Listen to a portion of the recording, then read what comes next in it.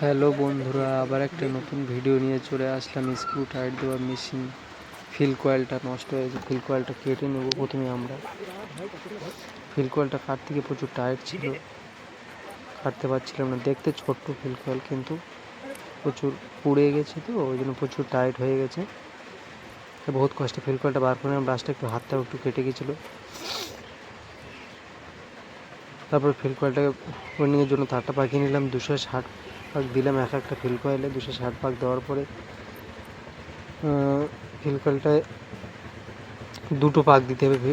এবারে একটু কয়েলের যে 4টে লিড বাড়াবে, দুটো শেষ প্রান্ত, দুটো শুরু প্রান্তের, ওখানে স্লিপ দিয়ে ফাইন করে করে দিতে হবে, যাতে বডির সঙ্গে টাচ না হয়। তারপরে কয়েলটা ইনস্টল করে দিলাম।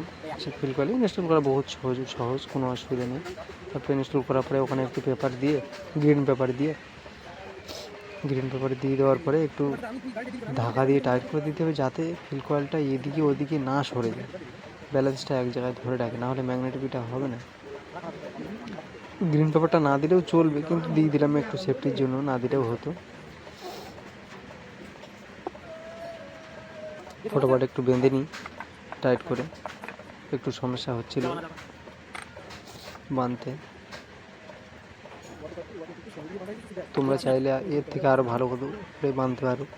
একটু বার্নিশ দিয়ে দিলাম, বার্নিশ দেওয়ার পরে মেশিনটাকে একটু ফিটিং করে নেবো। কয়েলের যে 4টে লিড বার হয়েছিল, লিডের যে ক্লামগুলো আছে, ক্লামগুলো একটু ফিটিং করে নিচ্ছি। ক্লামগুলো একটু ছোটো ছিল, মানে পিনগুলো এ করতে একটু সমস্যা হচ্ছিল। যাই হোক, পিনগুলো এ করে দিলাম।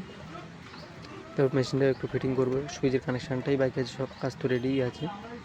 সুইচের কানেকশানটা দিয়ে দিলাম। দিয়ে দেওয়ার পরে এবার মেশিনটা ফিটিং করে